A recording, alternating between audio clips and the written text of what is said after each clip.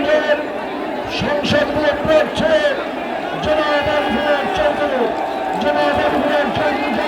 সভাপতি আজকের এই বিশাল সমাবেশের বিএনপির চেয়ারম্যান আমাদের তরুণের অঙ্ক আগমনের আগমন শুভেচ্ছা স্বাগত